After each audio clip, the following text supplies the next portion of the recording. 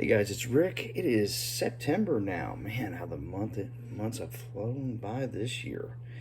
And last few months, some of our members have joined in on, and movie fans united have joined in on reviews.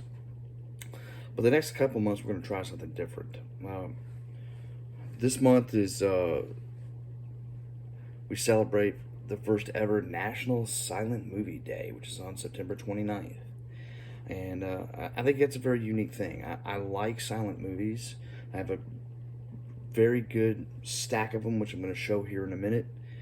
And, 80% of all silent movies have been lost. We'll never see them again.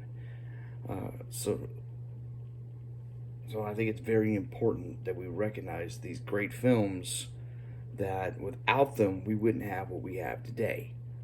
So, some of these films have influenced many famous things, which I'll get into as I show them off. But I'm going to go through my silent film collection and inviting all members of the group, or anyone else for that matter, to show off your silent film collection and watch some silent movies this month. I think it sounds like a really cool idea, and it's something I want to do. So I'm going to show you what I've got. I've got a decent amount, and we'll go from there. We'll start with the first silent film I ever saw was the Phantom of the Opera. I saw this as a kid. I'd always loved this movie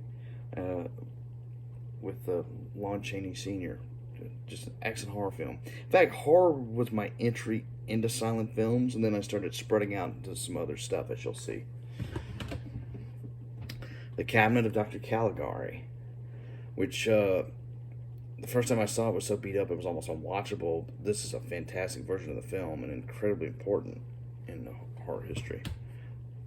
The Golem, which helped influence Frankenstein. Great movie. Saw it for the first time this year. Dr. Jekyll and Mr Hyde.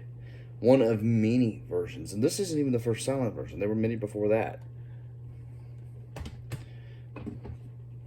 One of the scariest vampires ever. Nosferatu. Love the story behind this. Definitely worth checking out. The Phantom Carriage. It's a great movie to watch on New Year's Eve.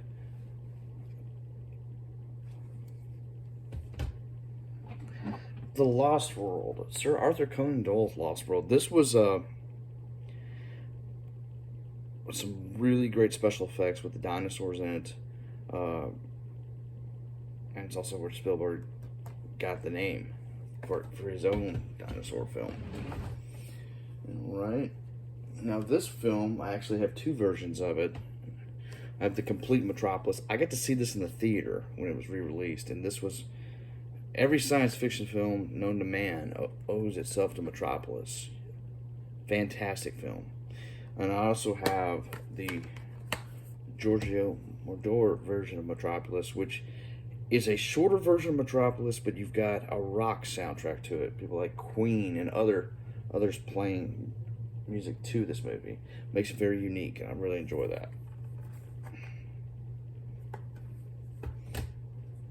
Man Who Laughs, one of my most recent silent pickups, influenced the Joker. You can even kind of see it here in the cover, with the way they designed that.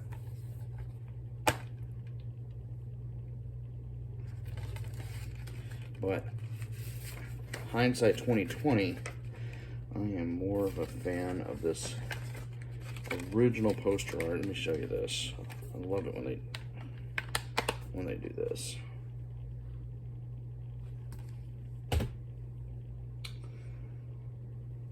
This is known as the Old Dark House Collection. Now, this is a combination of a lot of different movies, but it has two silent films on it. One is The Bat, which is a really good movie that was remade into a Vincent Price film. And the other one is The Cat and the Canary. To date, these are the only Blu-ray releases of these two films. Haxan, Criterion. It looks at the devil and all the witches and witchcraft. It's a really interesting film to watch. It's a documentary, but silent. Buster Keaton is the general. This is the second silent film I got to see it on the big screen, and was quite impressed with it. And this is considered to be the best released version from Kino. Buster Keaton he's a funny guy. Safety last. Some jaw-dropping special effects with Harold Lloyd and the famous clock scene. And I don't want to tell you about it. Check it out just to see what they did. I mean, some of the special effects in those days were just absolutely amazing. I mean, there were no stunt doubles. These guys were their stunt doubles. All right, let's get into some more comedies. We have City Lights, Charlie Chaplin film, really great movie. The Kid, one of my personal favorite Chaplin films. I just really love this movie. Some more stuff that's a little different. This is The Birth of a Nation. This is the oldest science film in my collection, one of the most controversial films ever made. I've only seen it once, and it was neat to see, just to see why. Wings. This is the very first Oscar-winning picture. There actually was one more that year, because they had two. There was a movie called Sunrise, another silent movie, but this one is, as far as Best Picture goes, this is the one that started it all. Got Lon Chaney and The Penalty. Now, this one I hadn't seen, and I think for Silent Movie Month, I'm going to end up watching this one.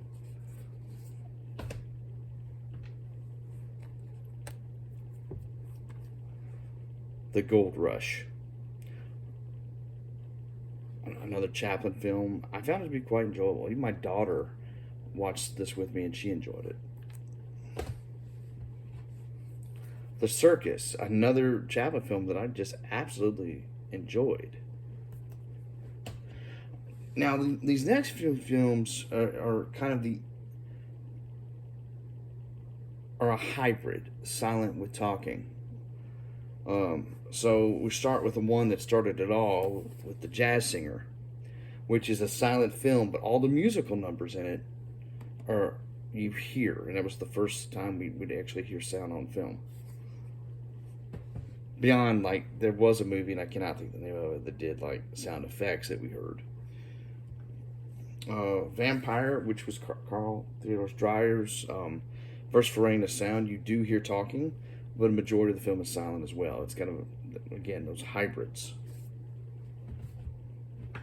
The last silent film released in the U.S. is Charlie Chaplin's Modern Times, which is one of the greatest silent films ever made. It's a funny movie. Chaplin really steals the show. One everyone should see.